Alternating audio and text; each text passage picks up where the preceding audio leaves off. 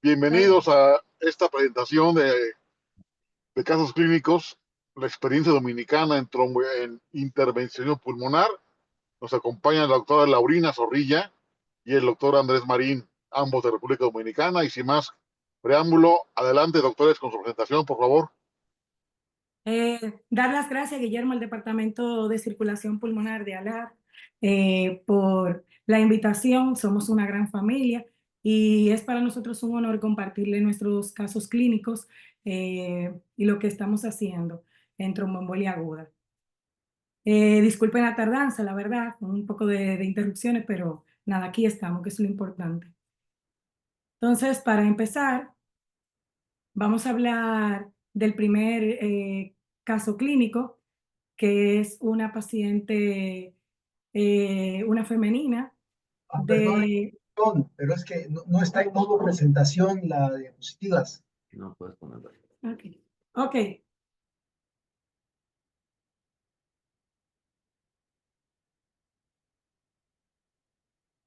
La tenías. Tú no puedes ponerla ahí.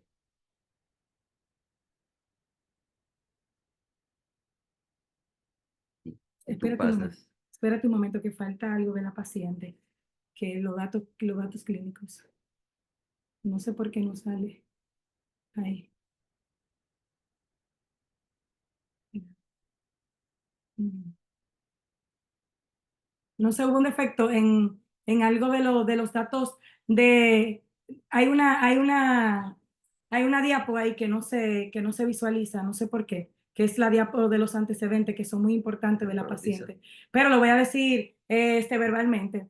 Se trata de una paciente femenina de 50, el primer caso clínico de 59 años de edad, con antecedentes cardiovasculares de importancia, hipertensión arterial sistémica, y como factores de riesgo cardiovascular, la paciente tiene un carcinoma ductal infiltrante de mama con metástasis pulmonar, actualmente en quimioterapia activa. También como dato relevante de sus antecedentes, hospitalizaciones previas, 2 semanas previa al evento agudo, por un sangrado gastrointestinal alto activo secundario a enfermedad ulceropéctica. En cuanto a los hábitos tóxicos, negados todos, cirugías, una mastectomía izquierda secundaria a su CA de mama hace 3 años y cesárea previa. Y por otro lado, importante también, en cuanto a la medicación, la paciente estaba con anticoagulantes orales, con apixaban, lo cual lo retiraron en el momento que presentó el sangrado gastrointestinal activo por úlcera péptica, y está en quimioterapia activa con varias medicaciones, tanto oral como endovenosa.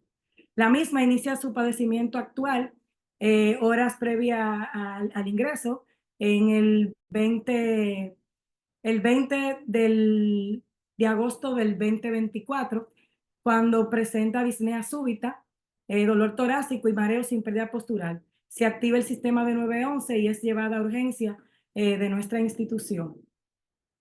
La paciente se recibe en urgencia, consciente, en las 3 esferas del sensorio, disneica, taquipneica, con cifras tensionales en el momento de la evaluación, 160 milímetros de mercurio, frecuencia cardíaca en 120 latidos por minuto, frecuencia respiratoria 30 respiraciones por minuto, saturando a FiO2 ambiente 84%.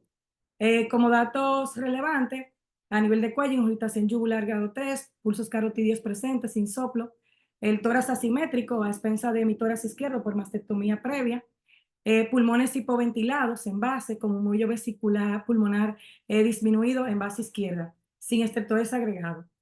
El corazón precordio rítmico aumentado en frecuencia, primer ruido único, segundo ruido intenso con desdoblamiento fijo y soplo regurgitante tricuspidio 2/4 y con S3 presente. Como datos importantes de laboratorio, relevante, sí, leucopenia en 2.7 de glóbulos blancos, y plaquetas normales, hemoglobina en 11 y función renal normal. Sí, NT-proBNP en 5.602 y dímero D mayor de 10.000 y troponina I en 5.5 positiva. Los demás hallazgos de laboratorios sin alteraciones. Sí, al momento también se le hace una gasometría arterial, donde se evidencia un pH en 7.45 con una PCO2 en 23 milímetros de mercurio y la PO2 en 60 milímetros de mercurio. Bicarbonato en rangos adecuados, saturando a la paciente por gasometría 93%. Estos gases fueron con mascarilla de reservorio a 10 litros por minuto. Aquí vemos en el electrocardiograma de llegada una taquicardia sinusal, que es lo más relevante. Entonces, nosotros ya para llegar al diagnóstico de la paciente ante ya los hallazgos clínicos electrocardiográficos, le hacemos I de laboratorios ya con dímero de elevado, con NT por BNP elevado y con troponinas elevadas y ya con la historia cardiovascular de la paciente. Le realizamos la probabilidad pretest, le calculamos escala de Ginebra en 7 puntos para un riesgo moderado, Score-Well de 5.5 puntos para un riesgo intermedio para TEP y un PSI score clase 5. Y ante la presentación clínica de los datos ya mencionados. Llevamos la paciente, inmediatamente se activa el código de tromboembolia pulmonar aguda. Llevamos la paciente a angiotomografía de tórax, donde se observan en la arteria, pues el tronco de la arteria pulmonar dilatado, midiendo 33 milímetros, y se observa también defectos. Vamos a poner a correr el video un poquito más rápido para que podamos ver los defectos de llenado que se observan a nivel de la arteria pulmonar derecha. Ahí vemos defecto de llenado a nivel de la rama derecha que se extiende hacia las lobares, tanto media como interlobares e inferiores y subsegmentaria. Vemos que la arteria pulmonar izquierda está libre de defectos de llenado sugestivo de trombo.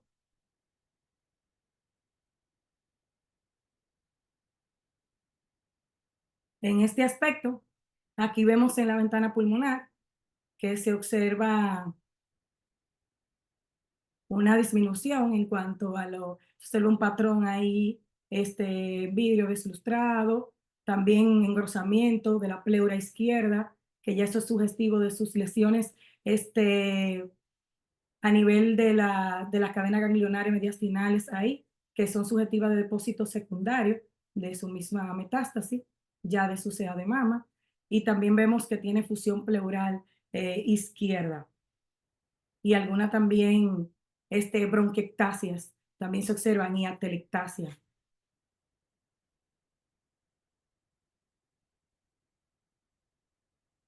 En este contexto llevamos a la paciente, se le realiza ecocardiograma transtorácico. Aquí observamos en el ecocardiograma que se ve,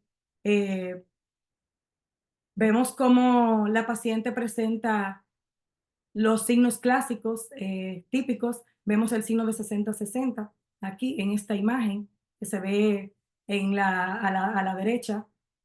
También vemos que un BD dilatado, que lo vamos a observar en esta imagen, se ve mucho mejor. Un BD dilatado, tanto en su diámetro basal, medio como longitudinal, midiendo 50 por 42 por 71 milímetros respectivamente. Función sistólica del ventrículo izquierdo conservada con una fracción de expulsión en 68%.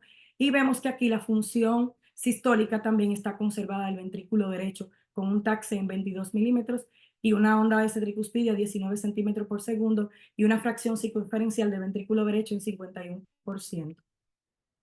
Vemos aquí una velocidad regurgitante tricuspidia en 3.03 milisegundos, lo que le confiere probabilidad intermedia de hipertensión pulmonar y una insuficiencia tricuspidia moderada funcional por secundaria a la sobrecarga sistólica, la sobrecarga de presión del ventrículo derecho.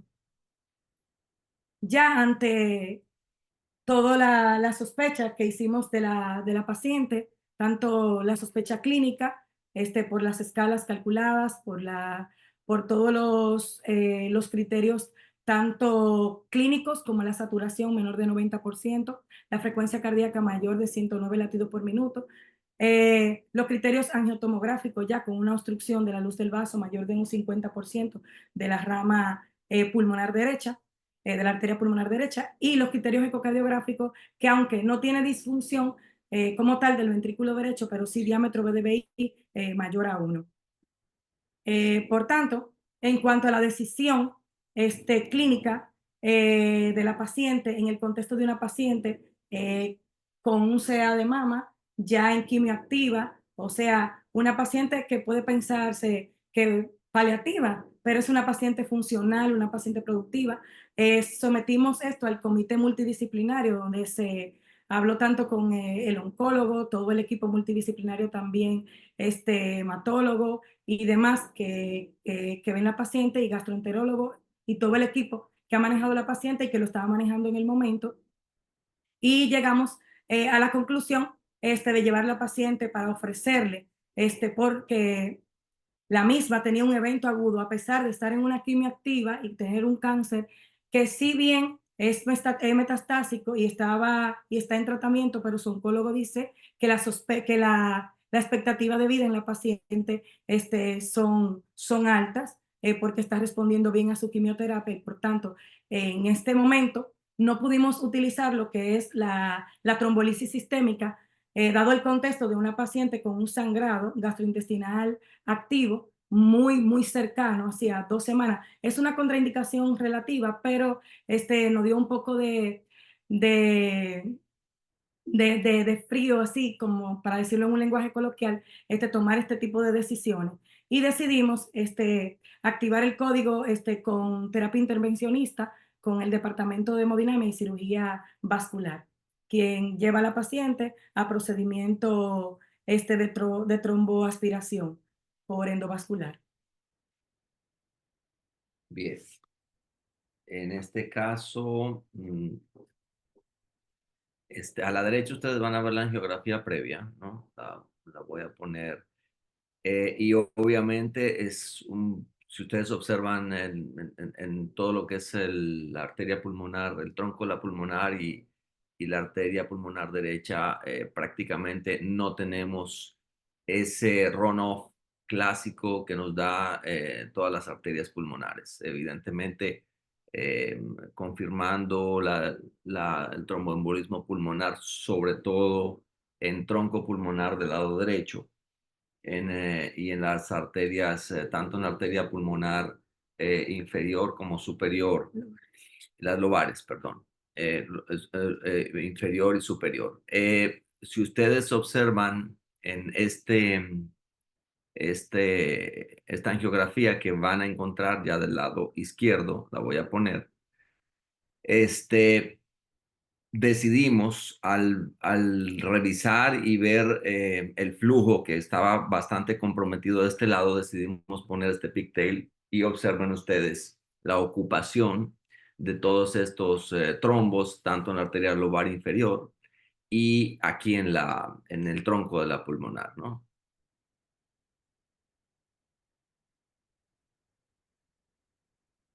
Vamos a ver aquí. Aquí nosotros estamos subiendo un sistema que es el sistema INARI, con el que nosotros tenemos mucho más experiencia en el tratamiento de este tipo de pacientes. Debemos decir que tenemos casos hechos tanto con INARI alrededor de unos 20 casos en los últimos 6 meses, pero también utilizamos Penumbra y a este punto estamos corriendo un estudio de First in Human con un nuevo dispositivo con una startup norteamericana que nos está yendo también muy bien.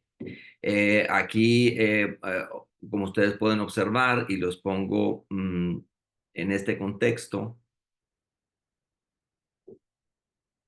trombosis, perdón.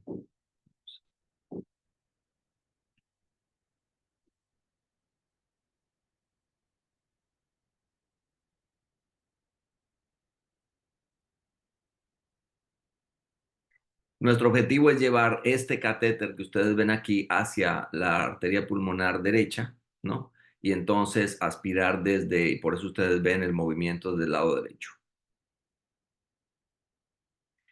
Al lado izquierdo podemos observar que si bien es cierto hay algunos trombos adosados a la pared, pero no son trombos que a mí me parezcan de importancia en relación a disminución importante de flujo. Así que nos concentramos del lado derecho. Aquí está la angiografía del lado derecho, donde podemos observar trombos residuales después de aspiración en varias ocasiones. Sin embargo, está mucho más clara tanto la lobar superior como la lobar inferior en su runoff. Y este es el resultado de la aspiración de los trombos localizados en lo que es la arteria pulmonar derecha. ¿Las preguntas ahora de este caso o continuamos con el segundo caso? ¿Alguna pregunta sobre el primer caso? ¿O todas para el final? Yo Como creo que para el deseen. final, doctora. Adelante. Ok, adelante. Entonces, el caso 2, tenemos una femenina de 33 años con factores de riesgo cardiovascular, solamente un postquirúrgico de 24 horas de una cesárea segmentaria tipo KER por un embarazo de 38 semanas. Antecedentes cardiovasculares de interés negado. Otros antecedentes como quirúrgicos, la paciente con una cesárea previa, hacía 11 años, y la actual. Hábitos tóxicos negados y medicamentos actualmente utilizados, enoxaparina, 40 miligramos subcutáneos en el internamiento. Pero también llama la atención de que esta paciente conversamos con la ginecóloga y dice que previamente en el embarazo, en el seguimiento, ya en el último trimestre del embarazo, ella, las últimas 2 semanas, la paciente tenía dímero D elevado. No sabemos si tenía ella niega edema unilateral, niega también, solamente que tenía un poco de edema y disminución del flujo en un Doppler que le había hecho la ginecóloga en el seguimiento prenatal, y por eso ella y le contactó un dímero D en 4.400, y por eso ella la anticoaguló hasta el momento de la cesárea, que fue electiva, o sea, de la terminación del embarazo. Se suspendió 12 horas previa al procedimiento quirúrgico, y ya la paciente inicia el padecimiento actual el 24 de enero del presente año, posterior al posquirúrgico de 24 horas de la cesárea segmentaria por el embarazo a término ya de 38 semanas. La paciente estaba de egreso, ya se encontraba para dirigirse a su casa cuando al deambular presenta un síncope y desaturación en 33% y cianosis, y posteriormente parada cardiorrespiratoria. Iniciándose en ese momento se activa el código inmediato y se inicia reanimación cardiopulmonar avanzada por un periodo de 10 minutos, con retorno a la circulación luego de 10 minutos de reanimación cardiopulmonar avanzada. Es trasladada a la unidad de terapia intensiva en ventilación mecánica invasiva, bajo soporte vasopresor con noradrenalina. La paciente se recibe en la UTI en ventilación mecánica invasiva, asistido controlada mandatoria por volumen, bajo soporte vasopresor, con noradrenalina 0.8 microgramos kilo minuto. A pesar de la noradrenalina a esa dosis, la paciente con 90-60 milímetros de mercurio, de cifras tensionales, frecuencia cardíaca 118 latidos por minuto, frecuencia respiratoria 16 respiraciones por minuto. Ya bajo sedación y saturando 89-90% por telemetría, con FIO2 al 100%. Como dato relevante, la paciente con pulmones hipoventilados en base, murmullo vesicular pulmonar presente, estertores roncus disperso, precordio rítmico aumentado en frecuencia, el primer ruido único, segundo ruido con desdoblamiento fisiológico, y no presentaba soplo. Como dato relevante en cuanto a la biometría hemática, hemoglobina en 10.6, plaquetas normales, hematócrito en 29%, función renal, los tiempos de coagulación normales, NT-proBNP en 2.900 con un dímero D mayor de 10.000. Troponina en 8.1, CK total en 278 y CKMB en 8.4. La LT y la ST ligeramente también aumentada, perfil tiroideo normal. Y la gasometría con una acidosis mixta, tanto metabólica como respiratoria. La paciente con un pH en 6.9, con un bicarbonato en 10, PO2 en 72, PCO en 53. A pesar de estar ventilada con FiO2 en 100%, saturando por gasometría 90%. En este momento, también se le realiza al momento del evento, se le realiza un electro que tiene muchas interferencias, me excusan por la mala imagen, pero fue la única que logré conseguir, donde la paciente tiene una taquicardia sinusal.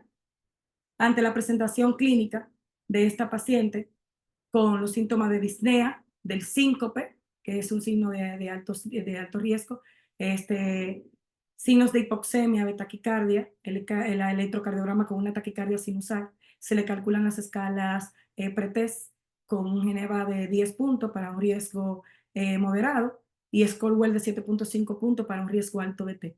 Y un PESI score, perdón, que ahí dice clase 4, pero es clase 5, lo corrijo. Ante esta paciente, con todos los criterios de alto riesgo de mortalidad a 30 días, y ante una inestabilidad hemodinámica en ventilación mecánica, un síndrome post-parada cardíaca bajo soporte vasopresor, no consideramos realizar angiotac y al pie de la cama decidimos realizar ecocardiograma transtorácico, donde aquí observamos el diámetro ventrículo derecho, ventrículo izquierdo mayor a 1, un ventrículo derecho severamente dilatado en sus 3 diámetros, con 55 de diámetro basal, 43 de medio y longitudinal en 60 milímetros, respectivamente. BI no dilatado, con una fracción de expulsión conservada. Y aquí observamos cómo hay claramente el signo de McCorney. Vemos aquí claramente cómo observamos el signo de McCorney, que es típico de un paciente con tromboembolia pulmonar aguda. Aquí también importante, observamos un índice de centricidad mayor a 1.1. Vemos el dead shape como se ve perfectamente en esta primera imagen. El movimiento septal anormal por sobrecarga de presión de este ventrículo derecho. Y cierre mesosistólico o imagen en W también la podemos observar aquí en este ecocardiograma transtorácico que se le realiza a la paciente. Y esta imagen aquí que llama mucho la atención, sugestiva de trombo a nivel de la rama pulmonar izquierda, que no descarta la alta probabilidad de una tromboembolia pulmonar aguda. Aquí observamos la función. Tenemos disfunción sistólica importante con un taxe en 10 milímetros, una onda S en 6 centímetros por segundo y una fracción circunferencial del ventrículo derecho en 33%. Claramente observamos una paciente que tiene todos los criterios de disfunción del ventrículo derecho y todos los criterios de estratificación de riesgo que la engloban en un alto riesgo con todos los scores y los indicadores de severidad. ¿Qué decisión terapéutica sería la más viable en este caso? Aquí ya, ante esta paciente, con todos los criterios, tanto clínicos como angiográficos y como ecocardiográficos con disfunción importante del ventrículo derecho y con datos típicos de tromboembolia pulmonar aguda y la instauración del cuadro y ante la inestabilidad hemodinámica en un síndrome postparada y ya una paciente con contraindicación absoluta de trombolisis sistémica por el simple hecho de un posquirúrgico de 24 horas. Entonces, nosotros procedemos a llevarla a procedimiento endovascular. Y aquí están los resultados. Bien, observen ustedes cómo en esa imagen tenemos prácticamente una parálisis del flujo hacia las arterias segmentarias, tanto de la lobar superior como de la lobar inferior, ¿no? Entramos, este es el catéter que utilizamos nosotros para, a los que están familiarizados con esto, esto es Inari. Entramos hasta donde teníamos que entrar, nos localizamos hacia la lobar inferior y empezamos aspiración. Yo en la mayor parte de los casos siempre aspiro hasta que logro sacar la mayor cantidad de coágulos posibles. Una vez no encuentro coágulos saliendo, trombos saliendo, émbolos saliendo, como ustedes quieran mencionar o decirles, entonces movilizo un poco el catéter y hago angiografías ultraselectivas para observar si tengo, si tengo trombos un poco más distales, si tengo trombos hacia la lobar inferior. Como ustedes pueden ver aquí, hacia la lobar inferior y las ramas basales aún quedaban émbolos. Entonces continuamos con todo lo que es la aspiración en cada uno de esos segmentos.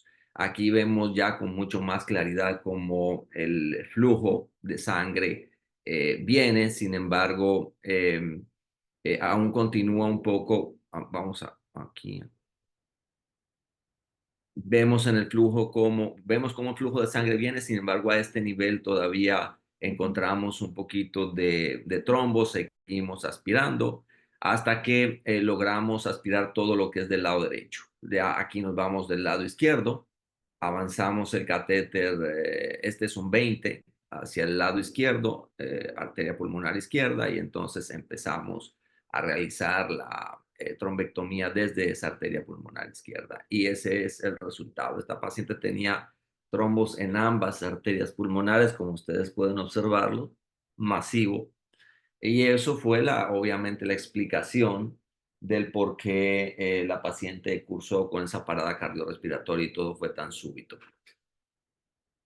Y aquí vemos claramente, tenemos el antes y el después de las variables ecocardiográficas. Vemos aquí procedimiento, como tenemos la imagen clara en W, y vemos aquí ya como en el post, la trombectomía mecánica realizada por endovascular.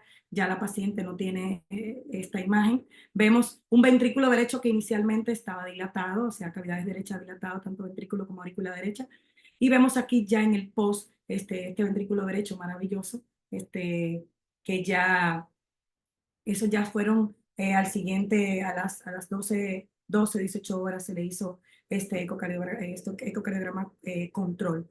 Y vemos aquí cómo esa imagen shape que se veía al inicio, miren aquí el después de la tromboaspiración, cómo tenemos esto, y miren aquí este movimiento septal paradójico, miren cómo se ve la segunda imagen en el post.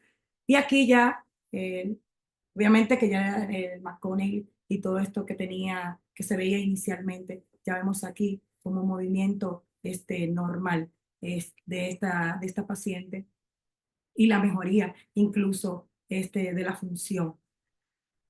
Esos son los casos cruciales que nos ponen a pensar. Hoy por hoy, esas dos pacientes están en sus casas. La primera paciente está recibiendo su quimioterapia sin ningún problema, con un gamagrama perfusorio que no lo tengo aquí porque se lo hicimos recientemente a la primera paciente, sin probabilidad de enfermedad tromboembólica crónica.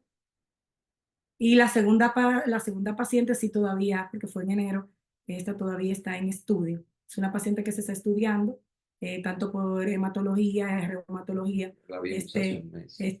Se vio hace un mes. Sus clínicos, sus médicos de cabecera la están viendo y se está descartando una trombofilia en ella. Y está viable tanto ella como el bebé, porque ya el bebé había nacido. Los mensajes para llevar fueron un poco difícil nosotros, es decir, qué mensaje podríamos mandar al auditorio, pero en modo de resumen, La organización de los equipos multidisciplinarios ante respuesta rápida a embolia pulmonar permiten organizar y movilizar los recursos para ejecutar el plan terapéutico más idóneo para nuestro paciente. La toma de decisión de qué terapia es la indicada ante los casos de riesgo intermedio alto, que son los que nos causan un poquito de si lo hago o no lo hago, o ya el paciente de alto riesgo, sí sabemos lo que debemos hacer, pero ese paciente justamente que tiene comorbilidades, como ese paciente que tenía un cáncer, ya dirían, ah, no es paliativa, no, vamos a darle anticoagulación y listo, y ya. Pero una paciente, o sea, productiva, una paciente que estaba en su diario vivir y en su funcionabilidad diaria y le ocurre este evento agudo y por qué no darle la oportunidad. Entonces, tomando en cuenta el acceso y las contraindicaciones, es complicado esto, la toma de decisión, por lo menos en nuestro caso, en República Dominicana. En caso de terapia intervencionista, de decidirse por la terapia intervencionista, la decisión de qué dispositivo utilizar o no, un punto que no está acordado aún, porque faltan estudios con evidencia fuerte que lo definan, o sea, si uno es mejor que el otro. El doctor nos dará su experiencia, como cirujano vascular y endovascular, de qué dispositivo, qué ventajas tienen uno sobre otro. Y también en el seguimiento del paciente con disnea tras una embolia pulmonar aguda, no pasar por alto la detección del síndrome posembolia pulmonar, y hacerle el screening ya de hipertensión pulmonar asociada a tromboembolia crónica versus enfermedad tromboembólica crónica sin hipertensión pulmonar. Esto es importante. Claro está, no a todos los pacientes, pero sí a ese paciente que persiste con disnea y no pasar por alto por esta parte. Y se requieren de estudios en red, ya que ofrecen un alto valor para caracterizar y resolver las trombosis venosa profunda y la tromboembolia pulmonar aguda a nivel de América Latina. Es cuando. Muchas gracias, doctora, doctores, muchas gracias. Una pregunta antes de que comencemos con el resto. La paciente del segundo caso clínico comenzaron con enoxaparina previo a la cesárea. ¿Ya sospechaban que tuviera algún fenómeno tromboembólico? ¿Tuvo disnea la Sí, paciente previamente? no, no tuvo disnea la paciente previamente, Guillermo, pero llama la atención que la madre le comenta a la ginecóloga que en el primer embarazo la paciente hizo un episodio parecido que presentó cianosis, pero se recoge también el antecedente, nos vamos un poquito más allá y la paciente confiesa que no, que fue que ella había tenido un intento autolítico, en el momento había tomado algún veneno por alguna causa familiar y se lo aludieron a esto. Pero sí, ella dice que a veces se le hinchaba una pierna en el primer embarazo. Y la ginecóloga por eso quiso como darle seguimiento y le mandaba a hacer su dímero a la paciente y como ella vio que estaba ya casi prácticamente en el periodo de la cesárea, ya prácticamente a las 2 o 3 semanas ella tenía elevación significativa y ella quiso Y, anticoagularla. y es muy importante con esta paciente, que no fue un embarazo con concepción normal. Esta paciente fue un embarazo in vitro, ¿no? Ok. Y dice obviamente ella estuvo sometida a hormonoterapia, etcétera, y estuvo, dice la ginecóloga, que obviamente mucha de toda esta información, esta paciente se la escondió previamente a la ginecóloga, La porque escondió. ella quería embarazarse de nuevo. Entonces, todas estas cosas que vivió previamente no se las dijo a la ginecóloga, porque si la ginecóloga se da cuenta de esto, obviamente no va a hacer un embarazo in vitro, ¿no? Una paciente de un riesgo así, ¿no? Sí, Incluso yo correcto. estuve conversando con la ginecóloga 2 días previo a esta presentación y ella me dice que había sí algo, porque el primer embarazo no fue en esta institución. O sea, ella tiene ya una niña de 11 años y ese niño de ahora era muy buscado, tenían 6 años, pero también el esposo tenía problemas de fertilidad y ahí decidieron, ella fue buscando y supuestamente sí, ella lo negó hasta el final, pero sí después que le ocurrió todo este evento, sí dijo que esa ginecóloga donde ella se había visto, que sí le habían dado algo de terapia hormonal. Y como dice el doctor, pero ella no tenía problema de fertilidad como tal, era más el esposo. Esto es un caso muy interesante Muy porque interesante. esta Muy paciente de la interesante. gente que se mueren si esto les da en la casa. Sí, Estamos sí, sí. hablando del No, día y en otro siguiente hospital al... también, doctor. No, y aquí, exacto, Seguro. en el hospital también. Ella tuvo la Ustedes suerte, reaccionaron fabulosamente. sí, ella tuvo la suerte de que por el pasillo estaba una cardióloga Ok. Intensivista. intensivista que le Y dieron la trataron de reanimación, una vez, claro. sí, claro, porque fueron a buscar cómo está, le digo que ocurrió el evento, ella iba en la silla de ruedas, el camillero la iba a sentar para llevarla, porque ya se iba, aquí los camilleros sacan a los pacientes, los llevan al parqueo, hasta no salen, los pacientes no salen caminando por su propio pie. Y ella separa a la paciente de la cama, a sentarse en la silla, y ahí es que presenta, inmediatamente la enfermera acude a buscar la cardióloga y la intensivista que estaban en sus consultorios de la torre donde ocurre el evento y ahí se activa todo esto. O Wow. sea, Mucha suerte también ahí jugó en parte en favor de la sí, paciente. Sí, Sí, por semejantes trombos bilaterales, eso sí, mata a eso cualquier más, persona en el claro. momento. ¿Alguna pregunta más que tengan ahí en el auditorio, doctor Jerjes?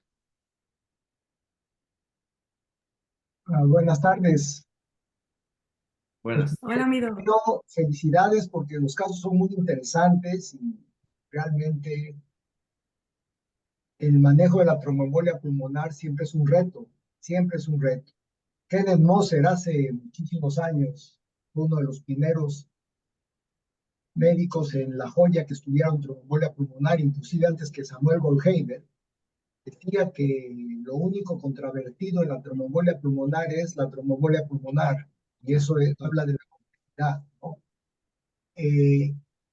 Yo quisiera, pues, un comentario importante es que el tratamiento endovascular ha tenido etapas: trombolisis dirigida por catéter, trombolisis dirigida por catéter y asistida por eco, y ahora estamos en la etapa de la trombectomía endovascular.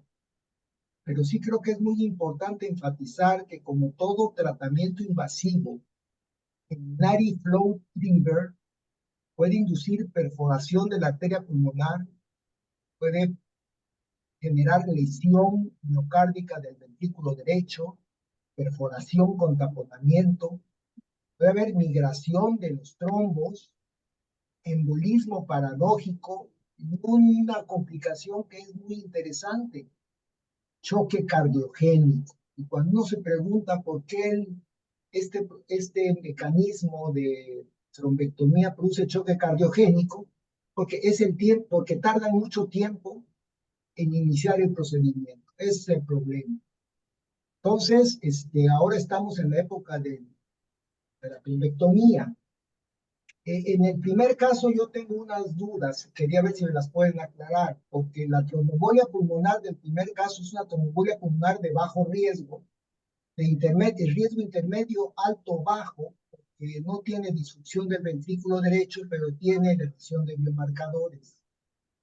En esta enferma, al final de la trombectomía tuvieron que parinizarla. Mi pregunta es, esa enferma con una tromboembolia pulmonar de riesgo intermedio, alto, bajo, ¿por qué no le ofrecieron primero anticoagulación? ¿Qué es lo que mandan las guías?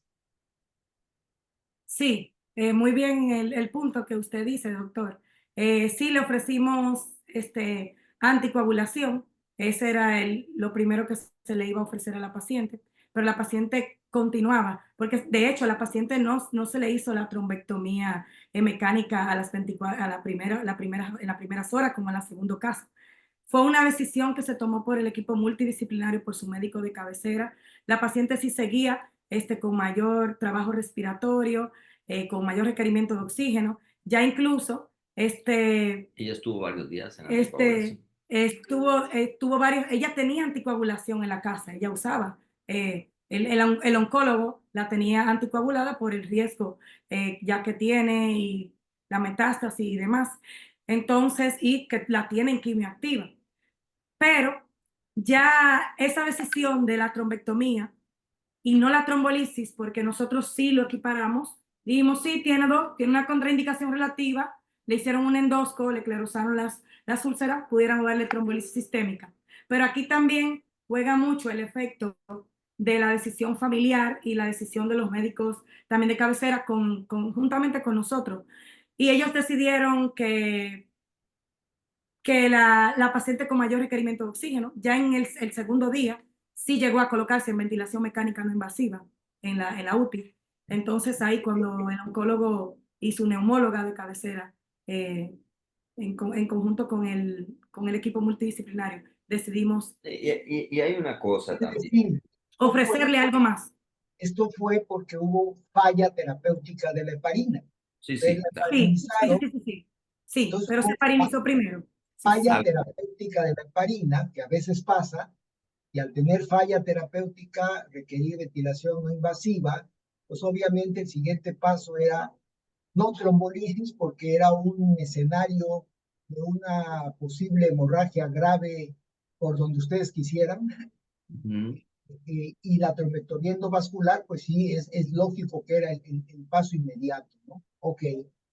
Y en el segundo caso, pues me parece que es un caso muy importante porque ustedes rescataron una paciente que prácticamente había fallecido. Aquí mi único comentario es, me imagino que no lo usaron porque aún no lo implementan, seguramente lo harán en el futuro, pero esta enferma era una candidata ideal para ECMO. Sí. Aquí tenemos, sí, la terapia ECMO, pero hay un tema con el acceso. Usted sabe que sí, con el acceso, pero sí hay terapia ECMO y ya hay equipo entrenado, sí, para ECMO. De hecho, tenemos cirugía cardíaca, tenemos un heart team, bien, todo bien, estandarizado. Lo que en esta paciente, o sea, nosotros no estamos, porque le hablaría mentiras si le digo que estamos utilizando conectando paciente a ECMO, porque el acceso no Le explico. ECMO no está en tiene cobertura cobertura. del plan de servicio de salud. Entonces, obviamente, tú no le puedes ofrecer a un paciente lo que no tiene cobertura en el plan de servicio de salud porque el paciente tiene que pagarlo, ¿no? En el plan de servicio de salud está en cobertura la trombolisis y la trombectomía, sí están en cobertura. Entonces, obviamente, lamentablemente, todavía en países de tercer mundo tenemos que irnos aclimatando a lo que los gobiernos nos ponen ¿verdad? En la mesa. Bueno, usted escoge entre esto, esto y esto. La terapia ideal definitivamente lo era, pero no tenemos la manera de hacerlo. Bueno, pues finalmente les agradezco su atención, los felicito. Mi último comentario es que aún tenemos que esperar más evidencia de la trombectomía endovascular. El estudio PIRLES, que es el más grande que se ha hecho, solamente incluye 250 pacientes en un brazo.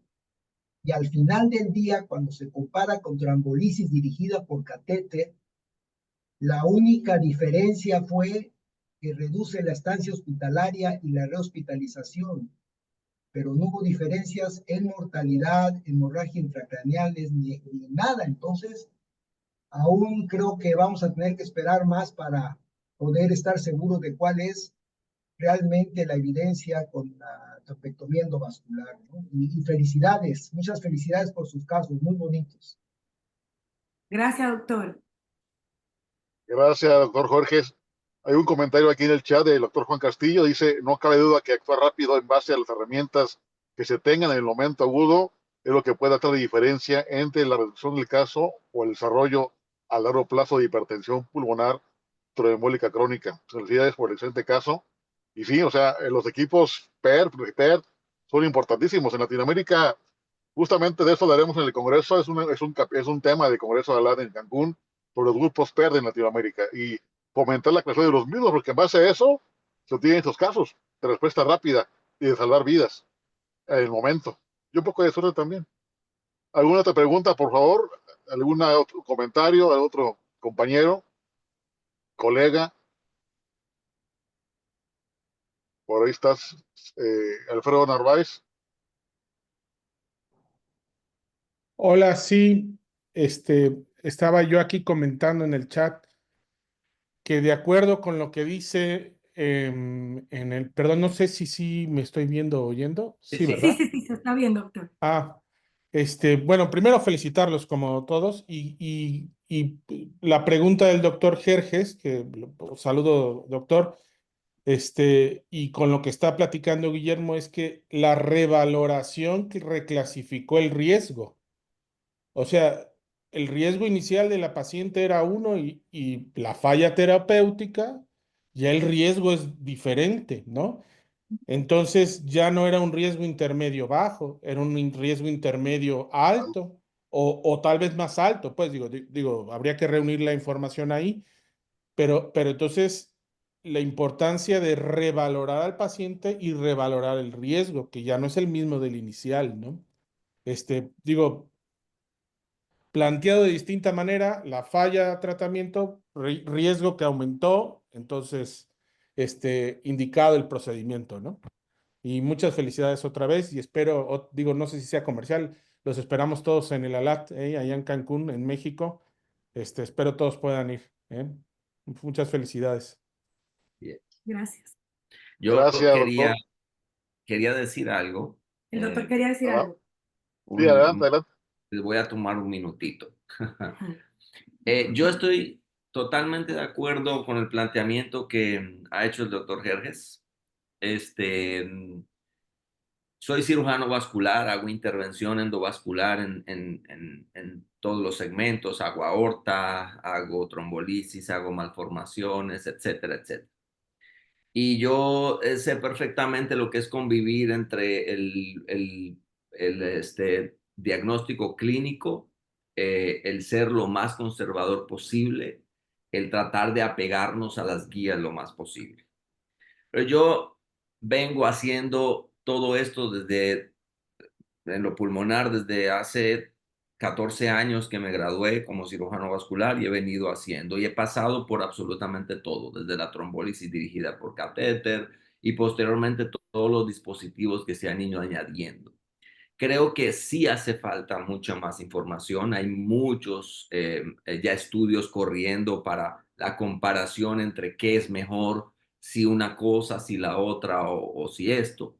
No obstante, yo estoy plenamente seguro de que algunas cosas van a cambiar, de que la clasificación del tromboembolismo pulmonar a masivo, submasivo, etcétera, tiene algunas características que debe cambiar, de que no es verdad que un tromboembolismo pulmonar basado en troncos pulmonares el paciente mejora con simplemente heparina, que probablemente necesitemos ir un poquito más allá y decir, bueno, yo, por ejemplo, les soy sincero, si me presentan un paciente, que me presentan todos los días casos de tromboembolismo pulmonar, porque hacemos muchos casos, afortunadamente, ¿no? Y tratamos de llevarlo a la indicación correcta. Probablemente no nos apeguemos totalmente a las guías, doctor Jerjes, porque muchas de esas cosas como que se interponen. Las guías hoy día sí están muy claras, pero yo creo que no tenemos suficiente información y la información está llegando tan rápido que las guías no las estamos actualizando a esa misma velocidad. Pero yo creo que cuando a mí me presentan un paciente con trombosis de arteria segmentaria, yo les digo, no, dejen eso así, denle heparina, hagan esto, hagan aquello y vámonos así. Pero cuando ya el paciente se me presenta con una trombosis sencilla de montar en la arteria pulmonar o con una trombosis del tronco de la pulmonar y ya con el paciente con cambios hemodinámicos de importancia, eso sí soy ya un poquito más intervencionista y sí soy ya un poquito más arriesgado a desafiar las guías que tenemos hoy día. Nada más quería decir No, ese comentario. pero yo creo que usted tiene mucho razón en que hay muchas cosas que van a cambiar en las guías. Y una de ellas, doctor, es la presión sistólica de la tromboembolia pulmonar masiva. No puede ser que tenga que ser 90 milímetros de mercurio. Eso es Sí, un error. así La es. enferma que ustedes presentan tenía 90, es decir, no cumplía los lineamientos de las guías. Pero inclusive hay estudios que prueban que el enfermo que tiene 100, 110 y a veces menos de 120 puede tener la misma mala evolución que el paciente que tiene menos de 90. Entonces, es Sí, algo que va a cambiar. sí, El otro punto importante es si en presencia de una trombosis extensa en la circulación pulmonar, nos tenemos que conformar solamente con anticoagulación cuando sabemos que puede quedar una carga residual de trombo importante. Sí, de acuerdo. El grupo francés con Jean-Pierre Bassin y Minibot publicaron hace 20 años un trabajo en donde ellos compararon los enfermos en donde les hacían intervencionismo y en los que no les hacían intervencionismo con tromboembolia submasiva, y encontraron al seguimiento de 5 años una excelente mejoría en donde hubo intervención. Y al final Minibot escribe: quizás tenemos que aplicar la misma estrategia de la intervención coronaria. Tenemos no solamente que reperfundir parcialmente, sino lograr una mejor reperfusión para tener una mejor evolución. Con menos coágulo residual, exactamente. Estamos totalmente de acuerdo. Excelente. Muchas gracias, doctor Jerjes. Doctor Marín, porque hay una pregunta en el chat del doctor Rodrigo Hoyos. ¿Hasta qué punto limitan o cambian los prestadores o seguros de salud el flujo terapéutico que dictan las guías allá en Dominicana? Es muy difícil, una excelente pregunta. Muy buena pregunta. Mira, es realmente yo sí lo digo con el lenguaje clásico de gineco, es un parto distóxico. Es difícil, es muy difícil porque ellos quieren meterse en lo que ellos crean y ser juez y parte y decir esto yo no lo cubro. Bueno, tengo una discusión precisamente con una ARS, con una administradora de riesgo de salud, que decidió no cubrir las trombolisis. Bueno, ¿por qué? Bueno, porque eso es muy caro. Entonces, no, espera. O sea, no, así no funciona. O sea, las guías están ahí y están determinado cuándo se hace y cuándo no se hace. Usted tiene que cubrirla cuando la guía dice que se hace. Ellos utilizan mucho las guías para pararte procedimientos. Si no está dentro de las guías, ellos te dicen eso no está en la guía, eso no se lo vamos a pagar o a cubrir. Pero también tiene mucho que ver con la relación que tenga el médico con esa ARS. O sea, hay ARS que no le dicen a X médico por el background que tiene o por el prestigio que tiene o por la cantidad de años que tiene en ejercicio, no se atreven mucho a intervenir con ese tipo de cosas. Sin embargo, yo he notado que a médicos jóvenes, las prestadoras de servicios, las ARS, las administradoras de riesgo de salud, tratan de cortarle, ¿no? Entonces sí, ellos utilizan las guías cuando les favorece, ¿no? Y te sacan la guía en el medio cuando les favorece. Si no les favorece, no te la sacan. Entonces eso es una relación de amor y odio que uno tiene, la verdad que sí. Y uno tiene que sortearla, lamentablemente. De acuerdo. ¿Alguna pregunta más para nuestro panel? De no ser así, pues estamos ya en el tiempo. Muchísimas gracias, doctora Lorena, por dar corriendo y salvar el día. Excelente tema, muy interesante. Muchísimas gracias, doctor. Andrés, muchas gracias por su Gracias a expertise, ustedes. por su aporte a esta sesión. Y bueno, si no hay nada más, por aquí lo van a saludar en el chat. Muy interesante, felicitaciones. Damos por terminada esta sesión de reunión mensual de ALAT y nos vemos el próximo mes. Ahora también con los casos clínicos de hipertensión pulmonar, pero desde el punto de vista de Chile. Vamos recorriendo país por país.